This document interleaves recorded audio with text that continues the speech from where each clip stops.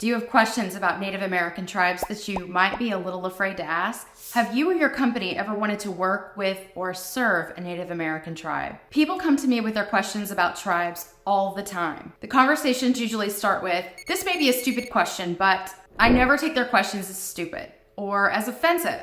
And I get questions about working with tribes all the time. And in the next 12 minutes, I'm going to give you the insights into what you need to know about working with tribes so that you can make a more meaningful connection in doing business with, partnering with, or collaborating with tribes economically. My name is Lacey Horn, and I've been on both sides of the table when it comes to working with tribes. For 8 years, I served as treasurer of the Cherokee Nation, acting as CFO on the front lines, moving my tribe forward, while also overseeing our purchasing and contracting department. For the last 5 years, I've been serving tribes across the country through my consulting firm, Native Advisory, and helping them with their financial challenges and opportunities. I've also served on the U.S. Treasury Tribal Advisory Committee and on the boards of the Native American Rights Fund and the Smithsonian National Museum of the American Indian. And through the work of my career, I have listened to, learned from, collaborated with, and visited in person many of the tribes in the United States. So through this lens and with this experience, I'll first lay the background and then share the top 2 questions I get about working with tribes. And finally, I'll share the top 3 reasons why you should be working with tribes. So make sure you stay till the end. Here's why I'm doing this.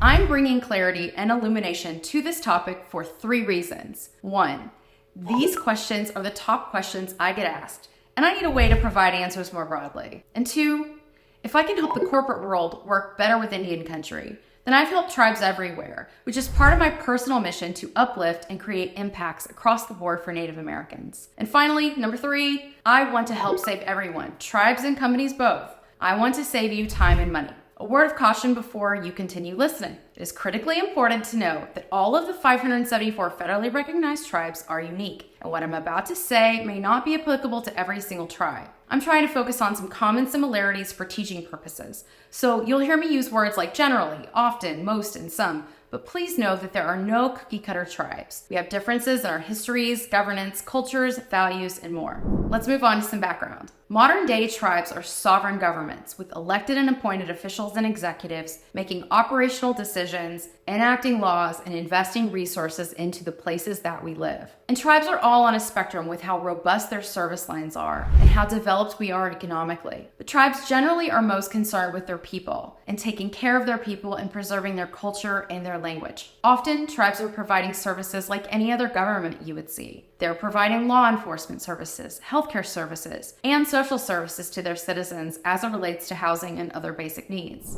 Tribes are often investing in economic development and community initiatives because ultimately we are very place-based peoples, and these are our places to live, work, and play. For me, I live here in the Cherokee Nation. So for the Cherokee Nation, our reservation is here, our land and place is here. And across the tribe, economically, Cherokee Nation is the size of a Fortune 1000 company. But unlike most for-profit companies, we can't pick up our Fortune 1000 company and move states for a better tax code or set of laws. We are invested here. And so we need to make this a better place. Generally, that's a way of understanding how tribes approach their economic development. We then use the revenues and economic development ventures to cycle back into our investments at home, like social service programs that help our people live better quality of lives and also that create jobs. Because financial resources are important to our goals, it is very important that tribes look for ways to make money and to save money. Most tribes' operating budgets have some combination of tribally generated funding and federal funding. Federal funding for tribes stems from the trust and treaty responsibility of the United States to tribes, as tribes have a government-to-government relationship with the federal government as sovereign nations. Federal appropriations are for certain services like healthcare, housing, law enforcement, and environmental remediation. But those funding streams are grotesquely underfunded, and they do not meet the needs we have, nor do the funding levels live up to the trust and treaty responsibility we are owed. So we're always looking for ways to stretch our dollar further, filling in significant gaps as best we can to ensure that we have enough resources to take care of our people. So now that I've laid that general background, let's get into some specifics of what you need to know when working with a tribe. The number one confusing concept when working with tribes is the term sovereign immunity. While I'm not an attorney, I'm a CPA, I'll help you with the basics. In working with tribes, it's not uncommon to get to the contractual stage and see clauses about the tribe not waiving sovereign immunity or requiring you to agree to tribal courts or rules around arbitration or mediation. It can really scare some folks that aren't accustomed to these requirements in working with a tribe, as they get asked to amend standard agreements. So first, understand that you may be amending your standard agreement or agreeing to their standard agreement if you really want to work with the tribe. Second,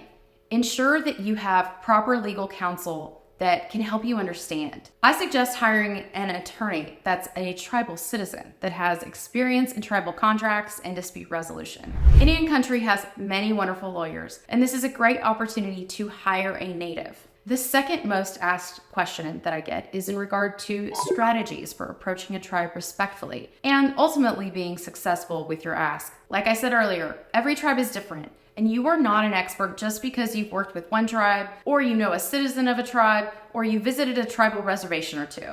The answer to that question is to do your own research. Find the tribe's website and read about them. Learn about their culture. Search for recent news articles. You get the point.